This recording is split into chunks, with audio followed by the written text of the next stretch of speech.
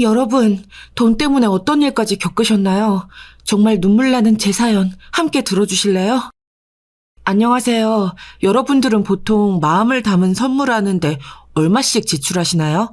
저는 선물은 가격이 중요한 게 아니라 좋은 품질과 그 사람이 사용하기 편하고 좋은 물건을 하는 게 좋다고 생각했어요.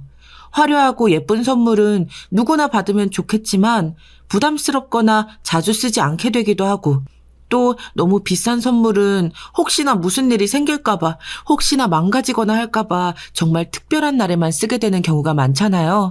그래서 저는 부담 없고 그 사람이 쓰기 좋은 것 위주로 선물을 해왔어요. 그런데 얼마 전에 심없게 정말 저렴하고 예쁜 코트를 선물 드렸거든요. 가볍고 소재도 좋았어요. 어렵게 발품 팔고 인터넷도 막 뒤져가면서 그런 걸 딱 찾았는데 저희 형님이 길에서 주워온 걸 선물하면 어떻게 하냐 하시더라고요. 제 정성과 마음이 이렇게 조롱당하는 경험을 하니까 정말 어쩔 줄을 모르겠더라고요. 근데 그걸 보고 남편이 형님의 뺨을 날려버렸어요. 시댁이 진짜 완전 뒤집어져서 정말 이 상황을 어떻게 해야 할지 난감하더라고요. 조금은 긴 얘기가 되겠지만 지금부터 제 얘기를 잘 들어주세요. 여러분들은 유년 시절을 어떻게 보내셨나요? 좋은 추억들 가지고 계신가요? 저는 좀 불우한 유년 시절을 보냈습니다. 엄마가 임신 중일 때 소방관이셨던 아빠가 사고로 돌아가시고 홀로 남은 엄마가 힘겹게 저를 지켜주셨대요. 아빠가 남겨주신 재산도 아빠 집에서 갈취해가듯 다 가져가 버려서 엄마는 거의 버티다시피 저를 키우셨다고 해요. 집이라고 부르기도 어려운 그런 곳에서 엄마랑 저는 그렇게 살았어요. 다들 대체 젊은 처자가 왜 그렇게 사냐고 할 만큼 고생하면서요. 주변 어른들이 많이 도와주시고 국가에서도 조금 지원받아서 살았지만 이리저리 요금 내고 나면 남는 건 별로 없고, 그나마 남은 돈으로 엄마 약값을 내고 나면 정말 식비가 모자라서 고생을 많이 했어요. 미음 같은 흰쌀죽을 주로 먹고 라면은 주로 나눠서 먹었어요. 그나마 엄마가 살아가실 때는 좀 덜했는데 엄마가 저를 낳고 산후조리도 잘 못한 상태에서 계속 차가운 방에서 있던 탓에 몸은 약해질 대로 약해졌어요.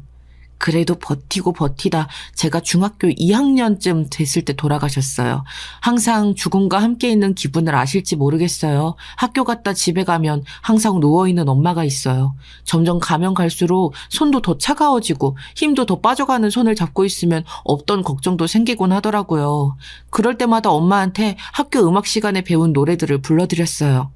엄마는 그럴 때 많이 웃으셨거든요. 그렇게 잠깐이라도 웃고 나면 제 밥을 챙겨주시겠다고 조금씩 움직이셨어요. 아마 몸도 마음도 다 아프셨던 게 아닐까 싶어요. 하나뿐인 남편이 갑자기 사고로 그렇게 사라졌으니 저를 위해 사셨지만 정말 힘든 생명의 끈을 간신히 붙잡고 사신 것 같아요.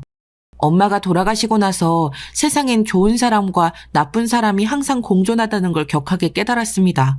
친척들은 돌아가며 저를 맞지 않으려고 발버둥을 쳤어요. 내가 왜 저 큰애를 키워야 하냐며 그렇게는 못하겠다고 싸우는 통에 저는 말하는 게 좀 불편하신 친할머니께서 키워주시기로 했어요. 엄마 쪽은 아예 가족이 없더라고요. 할머니도 나이가 많으셔서 저를 키워주시는 건지 제가 돌봐드리는 건지 잘 모르는 상황이 됐지만 그래도 누군가와 함께 산다는 게 훨씬 마음이 놓이더라고요. 할머니는 표현을 자주 해주시지는 못했지만 제가 노래를 해드리면 항상 웃으시면서 좋아하셨어요. 그래서 전 어렸을 때부터 노래 부르는 직업을 가져야겠다고 마음먹었죠. 예전보다 잘 먹고 살았지만 항상 비쩍 말라있다가 성장기가 되니까 식욕이 많이 올라오더라고요. 할머니 반찬이 참 맛있기도 했고요. 몸에 굴곡도 생기고 2차 성징이 시작되니까 동네를 다니는데 점점 무서운 일들이 생기더라고요. 하루는 여러 명의 오빠들이 저를 에워싸고 제 가방을 뺏고 괴롭히기 시작했어요. 야, 너 말 못하는 할머니랑 사는 애 맞지? 저번에 봤을 땐 말라깽이더니 너 점점 예뻐진다? 이 동네랑 안 어울리게? 야, 애 울겠다. 이 오빠가 할머니랑 너 먹을 맛있는 음식 좀 챙겨줄 테니까 나 따라와. 가방도 이리 주고. 왜 이러세요? 싫어요. 안 먹을 거예요. 야, 동네 시끄러워지기 전에 그냥 끌고 가자. 뭘 설득을 하고 지랄이야. 제발 보내주세요. 할머니한테 가봐야 해요. 만지지 마세요.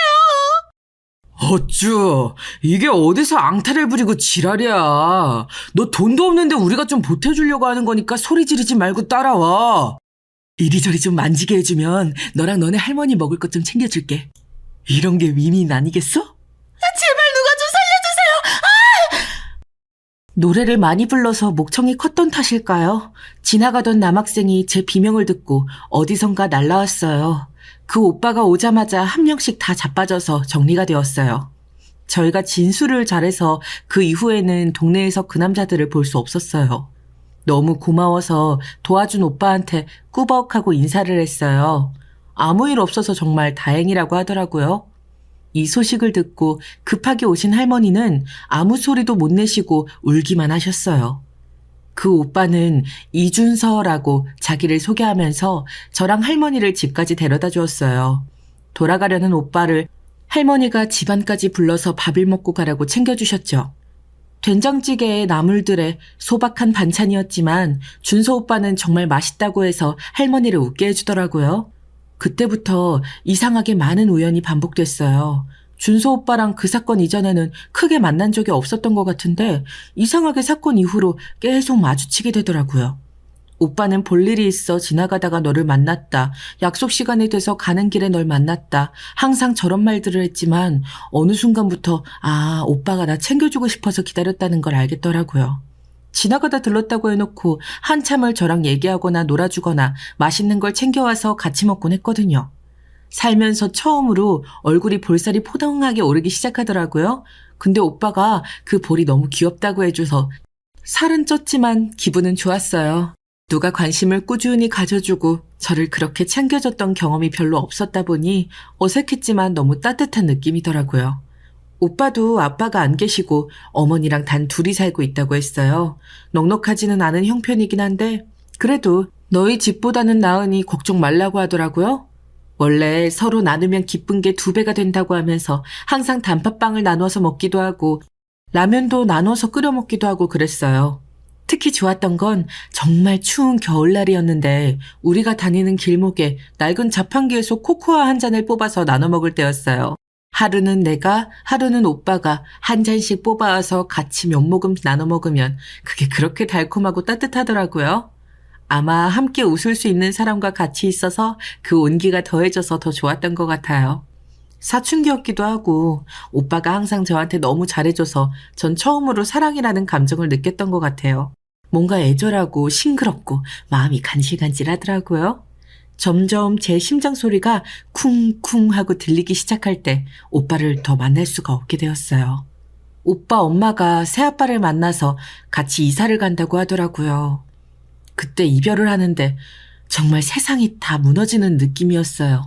편지를 한 달에 한 번 정도는 보내줬어요. 가끔 선물도 보내줬는데 그건 제 인생에서 잊을 수 없는 선물이었죠. 뮤지컬 표를 한 장씩 보내주었어요. 오빠가 용돈을 모아서 보내준 거라는데 무슨 일이 있어도 꼭 봐야만 하겠더라고요. 버스를 타고 또 타서 결국 보러 갔답니다. 화려한 의상과 메이크업을 한 사람들이 노래를 부르는 그 모습이 너무 아름답고 대단해 보였어요. 그날부터 저는 뮤지컬 배우가 되기로 마음을 먹었어요. 어려운 형편의 대학 진학은 무료였기 때문에 전 돈도 벌면서 뮤지컬도 배우기로 했습니다. 처음에는 고깃집에서 아르바이트도 하고 전단지도 돌려보고 호텔 서빙 알바도 해봤어요. 근데 체력이 따라주질 않더라고요.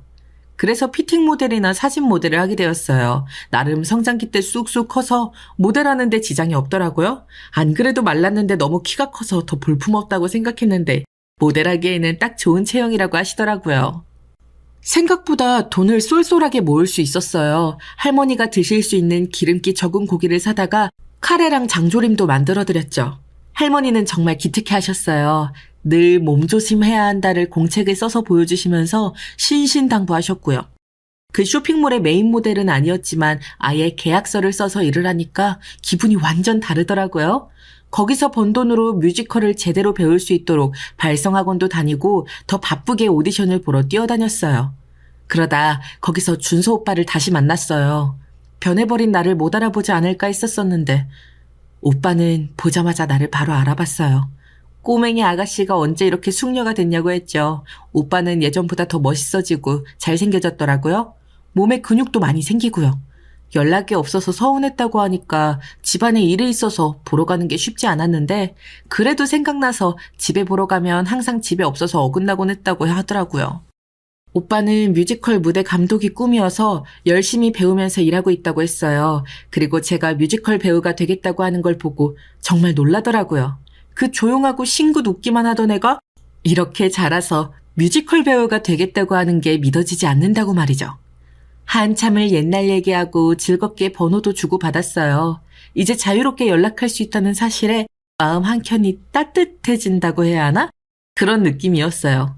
불량 학생들에게 절 구해준 그날부터 오빠는 저한테 그냥 빛이고 따스함이었고 사랑이었으니까요. 오빠는 제가 알지 못하는 오디션 정보도 자주 찾아서 알려주고 힘들지 않은 아르바이트 정보도 계속 저에게 알려줬어요. 어디서 이렇게 정보를 알아내는 걸까 싶을 정도로 적당한 강도의 뮤지컬에 도움이 되는 알바들 뿐이었어요. 오디션 보는 현장에서 일하거나 뮤지컬 연습하는 곳에서 도와주는 일들이었기 때문에 제가 연습하는데도 정말 많은 도움이 됐습니다. 나중에 알고 보니 오빠가 없는 알바도 만들어서 저에게 꽂아준 경우가 많더라고요. 이리저리 인맥을 총동원한 결과였습니다. 알바를 마치고 나오는데 오빠가 밖에서 기다리고 있더라고요. 길 가다 자판기 기계가 보이길래 오빠, 우리 어렸을 때 코코아 나눠 먹던 거 기억나? 그걸 어떻게 잊어? 그거 되게 맛있었는데. 나 그때 사실 2잔 살 수 있었는데 너랑 나눠 먹는 게 너무 맛있어서 그냥 한 잔만 샀어. 우와, 이 오빠 완전 양아치네. 내가 코코아를 얼마나 많이 먹고 싶었는데. 근데 있잖아, 나도 그랬어. 추운 겨울에 걸어가면서 그걸 마시면 얼마나 마음이 따뜻해지던지. 오빠 알잖아. 내 옆에 있던 사람들은 다 몸이 차가운 사람들밖에 없어서 나 따뜻한 거 되게 좋아하게 된 거. 그때 나한테 따뜻했던 사람은 오빠랑 코코아뿐이었어. 아이고, 우리 어린이 그랬어요. 그럼 이 오빠가 따뜻하게 안아줄게. 이리 와. 오빠는 장난으로 안아주겠다면서 팔을 벌렸는데 오빠를 좋아하는 제가 가만히 있을 리가 없었죠. 이때다 싶어 그냥 콱 안겨버렸어요. 참 따뜻하고 따뜻했어요. 내 심장 박동 소리를 모르면 좋겠다 싶을 정도로 심장이 세게 뛰더라고요. 오빠는 잠시 당황한 것 같았지만 절 더 꼭 안아줬어요. 근데 이게 뭐랄까 점점 기분이 이상해지더라고요. 공기도 잠시 어색해지는 것 같고. 그런데 또 떨어지고 싶지는 않은 거? 고개를 들어서 오빠를 보는데 제 마음속에 불길이 확 치솟더라고요. 에라 모르겠다 까짓거. 냅다 뽀뽀를 갈기고 도망가려다 붙잡혔어요. 너 지금 뭐냐? 왜 네가 먼저 하고 그래? 이런 건 남자가 먼저 해야 하는데. 눈 감아. 설왕설래라고 하나요? 몇 시간이 지났는지 아무것도 모르겠더라고요. 늘 코코아를 들고 같이 걸었던 그 길에서 우리는 연인이 되었습니다. 처음에는 오빠랑 키스했던 것 때문에 일상생활이 좀 어렵더라고요. 만나고 나서도 입술만 보이고 괜히 부끄러워 눈 피하고 헤어지는데 집에 바로 못 들어가고 몇 시간 또 손잡고 동네 구석구석 돌아다니는 수줍은 시간들이 이어졌어요. 그러다 오빠가 안 되겠다 싶었는지 새아버지가 안 타시는 차를 끌고 나오기 시작하더라고요. 그곳에서 정말 열심히 부지런히 애정 행각들을 펼쳤습니다. 그렇게 제가 23살이 되던 해였어요. 아직도 열심히 오디션을 보고 다니지만 항상 아쉽게 최종에서 탈락했어요. 뭔가 조금 아쉽다가 문제였죠. 저는 늘 이랬지만 오빠는 주변의 인정을 받으면서 조금씩 뮤지컬 무대 감독으로 자리를 잡아가고 있었어요. 민영아, 우리 결혼하자. 오빠, 나 제대로 이룬 게 아무것도 없어. 오빠는 그렇다고 쳐도 오빠 집에서 나를 별로 안 좋아하실 텐데. 그런 건 아무 상관없어. 중요한 게 아니야. 중요한 건 우리가 함께 할 수 있다는 거야. 나 어렸을 때부터 너를 보면 항상 지켜주고 싶고 챙겨주고 싶은 마음밖에 없었어. 나는 이제 준비됐어. 같이 살자, 우리. 전 어렵게 용기를 내서 오빠네 집에 인사를 드리러 갔습니다. 그런데 긴장했던 것보다 오빠네 엄마 아빠가 참 좋은 분이셨어요. 가진 거 없고 이룬 거 하나 없는 저를 오빠가 좋아하는 사람이라는 이유만으로 따뜻하게 대해주셨죠. 정말 좋은 가족이 될 수 있겠다라는 생각을 했어요. 하지만 영화에도 또 일상에서도 빌런 한 명씩은 꼭 등장하잖아요. 오빠의 이복 형이 바로 그 빌런이었습니다. 오빠랑 가족 이야기를 할 때마다 오빠의 얼굴에 잠깐 어둠이 드리우는 것 같은 느낌을 받았었거든요. 왜 그런지 모르게 슬퍼 보이는 이유를 알겠더라고요. 오빠의 동그랗고 따뜻해 보이는 눈과는 다르게 길게 찢어지고 냉정해 보이는 눈이었습니다. 자주 빈정거리고 말도 툭툭 내뱉더라고요. 자주 그랬었는지 다른 가족들은 크게 신경 쓰지 않으려고 하는 분위기였지만 함께 있으면 있을수록 각자의 사정들이 참 깊을 수도 있겠다는 생각이 들었습니다. 잠깐 화장실에 들어갔는데 형이 한마디 하는 소리가 들리더군요. 왜 저렇게 가진 게 아무것도 없어 보이는 애랑 결혼하려는 거야? 외모는 제법 곱상하긴 한 것 같은데? 옷이며 신발이며 가방이며 뭐 하나 제대로 갖춰진 게 없는 애 같은데? 아빠랑 엄마는 진짜 쟤가 좋아? 애가 착하고 바른 것 같아서 나는 좋아. 무엇보다 같은 업계 종사하니까 네 동생 잘 이해해 줄 것 같고. 둘이 아주 어렸을 때부터 서로 잘 챙겨주면서 컸다니까 나는 그게 마음에 들어. 하긴 뭐 엄마도 아빠 인성만 보고 결혼했다고 하셨으니 비슷한 것도 같네요. 시끄럽다. 밥이나 먹자. 약간 상처받긴 했지만 제가 남들보다 형편이 좋지 않은 건 어쩔 수 없는 일이었으니까요. 다 들었지만 전혀 모른 척 행동했습니다. 맨날 저런 식으로 툴툴대는 소리를 하는 형 때문에 착한 오빠가 마음고생을 많이 했을 것 같다는 생각이 들더라고요. 그래서 더 형 앞에서 밝게 얘기하고 잘 챙겨주고 했더니 더 이상 제 앞에서는 그렇게 싫은 티를 내지 않았습니다. 정말 그렇게 악한 사람이거나 하면 어쩌나 했는데 그렇진 않더라고요. 그냥 사랑과 관심이 필요한 애 같은 느낌이랄까요? 아빠와 잘 살고 있다고 생각했는데 갑자기 나타난 새엄마와 그녀의 아들에 대한 시샘이 좀 느껴지는 것 같았습니다. 다행히 제가 살갑게 대하는 걸 싫어하지 않아서 다행이었죠. 집으로 돌아오는 길에 오빠는 물었습니다.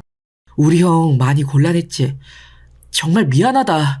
어렸을 때부터 나와 엄마를 받아들이기 많이 힘들어했어. 마음엔 정도 많지만 시기심도 많고 불만이 많아서 나도 어렸을 때 좀 힘들었어. 마음이 힘들 때마다 너한테 편지도 보내고 한 번씩 보러 가기도 했었는데 그때마다 마주치지는 못했지만 그런데 너랑 지금 이렇게 같이 있어서 난 그게 너무 좋아. 이렇게 결혼까지 하게 되니까 꿈꾸고 있는 것 같아. 너는 어때? 아까 보면서 오빠가 많이 힘들었겠다 하는 생각이 저절로 들더라. 그런 오빠한테 내가 힘이 될 수 있으면 나는 그걸로 충분해. 다른 조건 없이 그냥 나라는 사람을 좋아해주는 오빠한테 나는 버팀목도 돼주고 안식처도 돼주고 동료도 돼주고 사랑하는 사람도 돼줄 거야. 오빠는 지금처럼 날 계속 아껴주고 사랑해주면 돼. 다른 건 난 필요하지 않으니까. 정말 고맙다. 고마워. 그렇게 우리는 소박하지만 간소하게 식을 마쳤습니다. 식이라고 해봤자 가족들 모아서 간단히 반지를 주고받고 사진 찍고 식사하는 그런 자리였지만 당사자인 우리 둘은 정말 행복했어요. 대신 결혼 사진은 정말 예쁘게 찍었습니다. 오빠가 잘하는 포토그래퍼가 우리를 모델처럼 찍어주었는데 사진이 너무 예쁘게 나와서 사진관 홍보사진으로 써도 되냐고 하더라고요. 흔쾌히 허락했는데 그게 도리어 저한테 플러스가 될 줄은 몰랐습니다. 여자 모델이 너무 행복해 보인다고 여기저기서 모델 섭외가 들어왔어요. 뮤지컬 배우 지망생이라고 했는데 도리어 모델로 수입이 더 늘어나 버렸죠. 우리가 결혼하고 좋은 일들이 더 생기니까 정말 좋더라고요. 이른 나이에 결혼해서 업계에서 안 좋아할 줄 알았는데 도리어 그게 호재가 되어서 저를 도리어 좋게 봐주시는 분들도 많았고요. 그래도 열심히 뮤지컬 오디션을 보러 다녔습니다. 사진이 인스타그램에서 화제가 되어서 뮤지컬계에서도 여러분들이 알아봐 주셔서 기분이 좋았어요. 조금씩 비중 있는 단역을 할 수 있게 상황이 바뀌더라고요. 작은 역이라도 열심히 한다고 소문이 나서 가끔 저한테 먼저 연락을 주시는 곳도 생겼어요. 작은 역도 제게 주어지는 게 너무 소중했거든요. 그런데 집안에 경사가 생겼어요. 툴툴이 우리 형님이 결혼을 한다고 하더라고요. 제법 똘똘해 보여서 회계사였던 형님은 잘 사는 집 아가씨와 선을 봐서 결혼하기로 했다더라고요. 저희랑은 다르게 결혼식도 호텔에서 하고 청첩장도 그렇고 다 의리의리했습니다. 나중에 내가 딸을 낳으면 나도 우리 딸이 예쁘고 좋은 장소에서 결혼할 수 있도록 지금 열심히 돈을 모아야겠다는 생각을 했습니다. 오빠 닮은 딸이 하얀 웨딩 드레스를 입고 화려한 조명을 받으며 오빠 손을 잡고 입장하는 생각을 하니까 벌써부터 감격스럽더라고요. 그런데 새로 들어온 형님은 보통 사람이 아니었습니다. 외모와 인성 모두 제가 예상했던 사람이 아니었어요. 찔러도 피 한 방울 안 나올 것 같은 성형 미인에 자존심도 엄청 세서 자기보다 제가 주목받거나 어머님이랑 조금이라도 사이 좋은 꼴을 못 보는 것 같았어요. 저랑 어머니가 같이 웃으면서 음식 준비를 하고 있으니까 아, 어머니, 이런 건 동서한테 맡기시고 저랑 얘기하면서 놀아요. 이러지를 않나. 제가 모델이라는 걸 못마땅하게 얘기하더라고요. 모델이라는 거 좀 그렇지 않아? 많은 사람들 다 지켜보는 데서 옷도 노출 심한 거 입고 좀 천박한 직업인 것 같아. 안 그래, 여보? 직업에 귀천이 없다잖아. 천박할 것까지야. 재수 씻는 데서 왜 그래?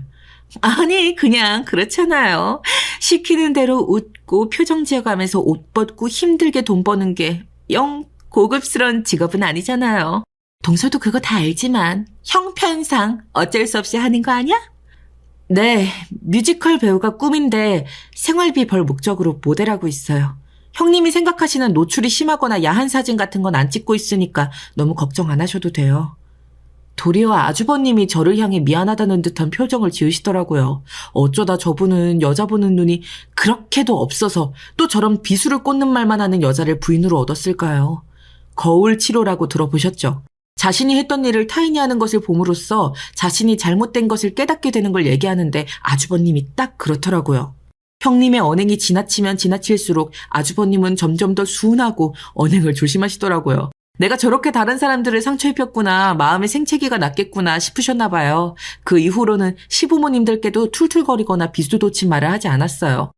다만 같이 있는 자체가 스트레스인지 점점 살이 쭉쭉 빠지시더라고요. 아주버님 결혼식 피로연이었습니다. 갑자기 예정에도 없이 형님이 마이크를 들고 저를 나오라고 하더군요. 저는 너무 당황해서 그 자리에 얼어붙었습니다. 뮤지컬 단역을 전전하는 우리 동서가 어른들을 위해서 노래 한 소절 하면 좋겠다고 갑자기 노래를 시키더라고요. 다들 흥겨운 이 상황에서 무슨 노래를 불러야 할지 갑자기 준비되지 않은 노래에 너무 멍해졌습니다. 하지만 어떤 상황에서도 즐겁게 노래할 수 있어야 그게 뮤지컬 배우인 것 같아서 내가 경로당에 초대받은 밤무대 가수라고 생각하고 노래를 불렀습니다. 흥겹게 트로트도 불러드렸는데 앵콜 요청이 나오는 바람에 옛날 댄스곡도 불러드렸어요. 갑자기 시킨 노래라 정말 열심히 불렀는데 딱 한 명, 우리 형님의 표정이 정말 못마땅하더라고요. 어른들은 다 좋아하셨는데 자기 혼자 불만에 차서 노래가 너무 삼류 같아 죄송하다고 얘기하더군요. 성스럽고 예쁜 결혼식에 이런 결례를 범해서 죄송하다고 하는데 잠시 예식장 내 분위기가 너무 살벌해졌습니다. 어른들은 혀를 끌끌 차기 시작했어요. 아무리 손이 동서라고 해도 저런 말은 너무 심하지 않아요? 남편이 신부를 좀 잘못 고른 것 같네. 와, 살다 저런 신부는 처음 봐요. 자기 결혼식을 자기가 망쳐놓고 남 탓을 하네. 그런 분위기가 불편해서 중간에 고개를 돌리고 일어서서 가시는 분들도 계셨습니다. 그 후에 모든 화풀이는 저에게 돌아오더라고요. 그렇게 센스 없이 노래 불러서 내 결혼식 분위기를 다 망쳐놓으면 어쩌자는 거였습니다. 갑자기 노래를 시켜서 생각나는 노래들이 별로 없었어요. 폐를 끼쳤다면 죄송합니다. 다음부터는 노래 시키지 말아주세요. 그런데 어른들 나이에 맞춰서 부는 선곡인데 제 노래가 삼류라고 하신 말씀은 좀 심하신 것 같아요. 그런 말들 때문에 몇몇 분들은 불편해서 나가신 거고요. 이런 상황이 황당해서 먼저 일어서서 나왔답니다. 싸움을 더 키우고 싶지도 않았고요. 남편은 미안하다며 저를 꼭 안아줬어요. 갑자기 일어난 상황에 머리가 새하얘져서 뭐부터 어떻게 해야 할지 감이 오지를 않았다고 하더라고요. 일가 친척이 다 보는 자리에서 이제 막 결혼하는 형님의 부인을 뭐라고 하려니 정말 고민이 됐었대요. 그래도 제가 무조건 잘못했다고 하지 않고 형수가 뭘 잘못했는지 얘기한 게 참 자랑스럽고 마음이 든든해졌다고 하더라고요. 아, 이제 우리 부인이 어디 가서 서러움 당하고 억울하게 말도 못하고 살진 않겠구나 하는 생각이 들었다는 거죠. 결혼식 사건 이후로 한동안 형님을 보지 않았습니다. 마주쳐도 더 할 말도 없었고요. 시어머니를 만났는데 제가 마음 다쳤을까봐 걱정을 많이 하신 모양이었습니다. 말도 정말 어렵게 떼시더라고요. 그 상황에서 아무렇지 않게 노래도 부르고 어른들 웃겨드리려고 노래 불러준 제가 참 고마웠다고 하시더라고요. 그 말만 들어도 정말 위안이 많이 됐습니다. 그런데 세상에 몇 주 후에 가족들이 다 함께 모인 자리에서 더 시끄러운 일이 생겼습니다. 사람은 사회적 동물인데 얼마나 주변에서 쓴소리 해주는 사람이 없이 자랐으면 저런 말을 저렇게 쉽게 할까 하는 생각이 드는 행동이었습니다. 다 같이 저녁을 먹고 과일을 깎아내 가려던 중이었습니다. 제가 깎은 과일들을 보고 시어머니가 참 예쁘고 반듯하게 깎았다며 칭찬을 하셨습니다. 형님은 그마저도 시샘이 나셨는지 쿠킹 클래스 가서 제대로 배워야 할 것 같은데 어머니? 뭐 깨끗하게 깎은 거 말고는 특별하게 예쁘지도 않은 것 같아요. 과일이야 뭐 먹기 편하게 깨끗하게만 깎으면 되지 않겠니? 아니 어머니 편하게만 하면 안 되죠. 갖출 건 갖춰야 하지 않을까요? 아 어머님도 개못이라 그런가? 그냥 편하게 하는 게 좋으신가 봐요. 어머니도 쿠킹 클래스 다니신 적 없으시죠? 아 어쩐지. 그래 그럼 클래스가 다른 네가 과일 다 깎아서 내와봐라. 실력 좀 보게. 아니 어머니 이렇게 많은 과일을 저 혼자요? 쿠킹 클래스에 다녔으니 그 정도 실력은 될 거 아니냐. 아가 부족한 너는 나랑 같이 TV 보러 가자. 순간 형님 얼굴이 불그락 푸르락 하더니 과일을 깎다 말고 집에 가겠다고 앞치마를 벗어들고 가더라고요. 아주버님이 따라가실 줄 알았는데 다 체념한 듯이 그냥 과일을 드시길래 좀 웃기더라고요. 어머니, 재수씨 정말 미안합니다. 시샘도 많고 질투도 많아서 사이좋은 두 분 사이를 보니까는 자긴 거기 못 끼는 것 같아서 그랬나 봐요. 저도 질투가 많은 편이라 서로 이해해주고 살 수는 있을 줄 알았는데 요즘 아들 보면서 과거의 나를 보는 것 같아 맨날 반성의 시간을 보내고 있습니다. 그동안 제가 험한 말로 두 분 상처드린 거 정말 죄송해요 어머니 재수씨. 정말 죄송합니다. 듣는 제가 다 민망하고 슬플 지경이었어요. 그냥 마음이 덜 성숙된 사람이라 그런 거니 그 사람이 하는 말에 상처받거나 힘들어하지 말고 한 귀로 듣고 한 귀로 흘리라고 얘기해 주셨어요. 저도 형님이 계모라고 하고 뭐라 해도 어머님도 신경 쓰지 말라고 하시니까 조용히 힘없이 웃으시더라고요.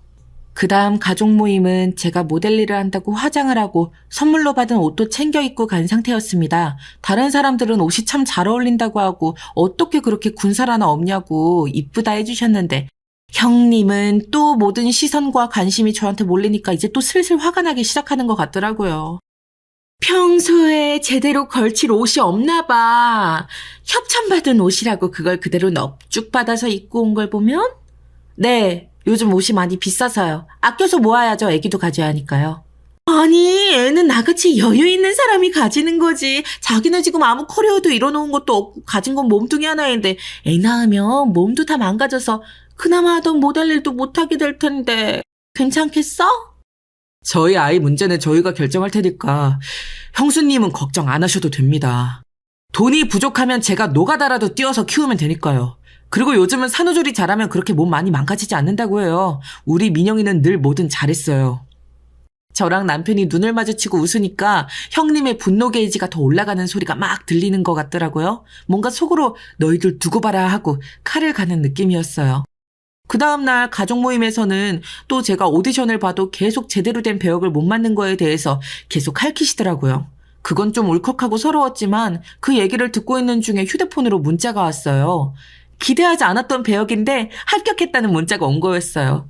믿기지가 않아서 남편을 먼저 보여줬는데 관계자 번호가 맞다고 자기에게도 저장된 번호라고 하더라고요.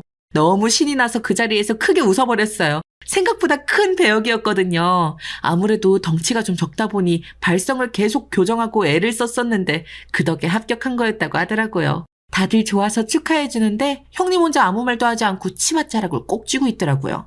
그때는 사실 아무 생각도 없이 무작정 좋아하기만 했지만 나중에 생각해보니 형님이 제가 한 모든 행동을 오해할 수도 있었겠다 싶은 거예요.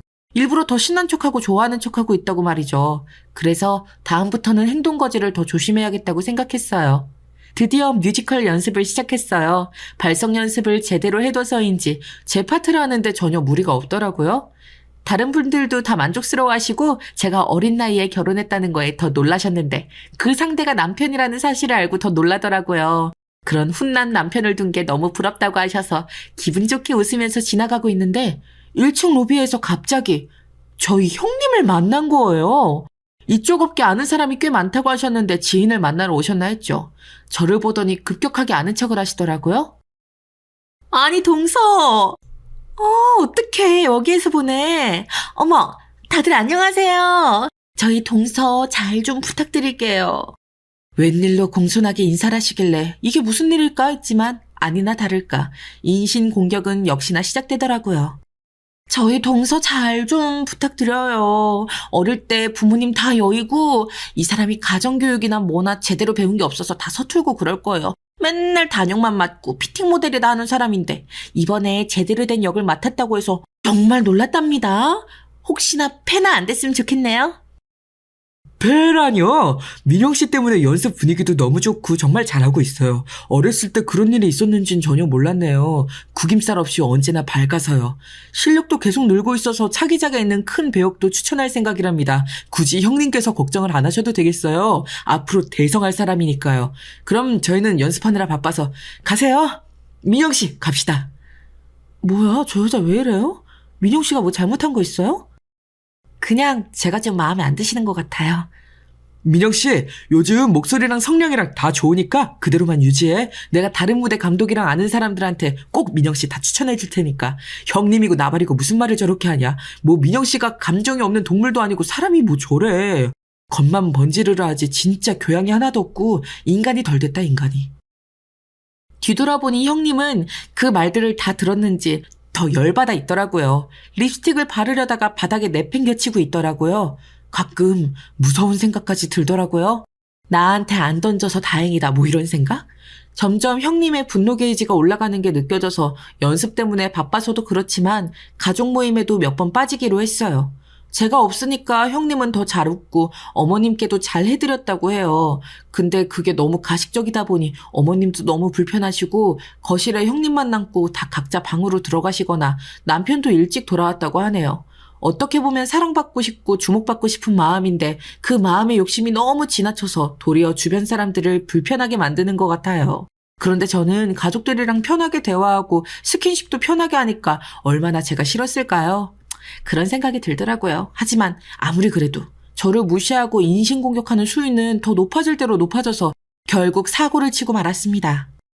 불편해서 가지 않을까 했지만 그래도 여러 번 빠졌다 보니 시부모님도 보고 싶다고 하시더라고요. 그래서 가족 모임에 나갔습니다. 일부러 형님께 공손히 인사하고 더 얘기를 하거나 말을 많이 하지 않았어요. 다가오는 어머니 생신에 맞춰서 선물을 못 드릴까봐 미리 제가 받은 코트를 좋은 가격에 구매해서 챙겨왔습니다. 전에 여러 번 쇼핑을 같이 다니면서 어머니께서 좋아하시는 색깔과 디자인들을 봐뒀거든요. 그리고 무거운 건 싫어하셔서 가벼우면서도 좋아하는 디자인으로 골라서 예쁘게 포장을 해왔습니다. 지금 배역을 잘 해내서 다른 배역에 또 합격했다는 좋은 소식을 전해드렸어요. 시부모님께서 정말 당신들 일처럼 좋아해 주셨습니다. 무대 올라가는 일정 때문에 제때 생신 축하 못 해드릴 것 같아서 미리 어머니 선물을 사왔어요. 마음에 드실지 모르겠네요. 가격은 저렴한데 어머님께 꼭 어울릴 선물이라 지금 드리는 거예요. 아니, 네가 무슨 돈이 있다고 옷을 샀어. 세상에, 여기서 풀어보자. 엄마, 이 사람이 이거 사려고 근처에 있는 옷가게랑 아울렛까지 다 뒤져서 사왔어요. 근데 제 맘에도 쏙 들더라고요. 동서! 아무리 없이 살아도 이 길에서 주워온 것 같은 옷을 어머님께 선물하면 어떡해? 이런 디자인 어머님께 어울리지도 않고 쓰레기 같아. 아우, 이거 얼마 주고 샀어? 말해봐. 아니 이 여자가 진짜 듣자 하니까. 짝! 열받은 남편이 형님의 뺨을 때렸어요. 형님도 그 파워에 놀라서 순간 멍하시더라고요. 결국 맞고 나서 울고 불고 소리치기 시작했습니다. 더 때릴까봐 제가 남편을 꼭 붙잡았어요. 아주버님이 완전 지친 얼굴로 남편에게 말했습니다. 준서야, 내가 정말 미안하다. 내가 사과할게. 재수씨 정말 미안해요. 내가 정말 면목이 없어요. 일어나. 울지 말고 일어나라고. 너랑 한 약속 못 지킬 것 같다. 이건 인간이 할 짓이 아니잖아. 언제까지 이럴 건데. 나도 더 이상 이런 너랑 못 살겠다. 우리 이혼하자. 내가 이럴 줄 알았어. 내가 이럴 줄 알았다고. 결국 이럴 거면서 결혼할 때 뭐? 나를 이해한다고? 너랑 나는 비슷한 것 같다더니 이제 난 버리시겠다. 너도 다른 남자들이랑 똑같아. 좋다고 하다가도 결국 질린다느니 성격이 별로라느니 이상한 말만 해대면서 다 갖고 놀고 버리잖아. 너는 아니라며. 그건 네가 정상이라고 생각했을 때 얘기고 네가 한 짓을 봐. 주변 사람 말로 다 상처 입히고 자기보다 좀 더 주목받거나 사랑받는 사람 있으면 참을 수 없어 하고 그게 정도를 지나쳐서 피해망상이 빠져 있잖아. 그냥 자기 삶 열심히 사는 재수씨 응원해주지는 못할 망정 일하는 데까지 찾아가서 회방 놓으려고 하고 안 되니까 로비에서 행패 부리고. 이게 사람이 할 짓이냐고. 당장 집에 가서 네 짐 다 싸서 나가. 너 같은 여자 다신 보고 싶은 마음 없으니까. 너무 충격적인 전개였지만 남편이 형님 때린 건 다 잊어버리고 다들 멍하니 두 사람만 바라보고 있었어요. 형님은 입으로 중얼중얼 욕을 하면서 나가시더라고요. 오랜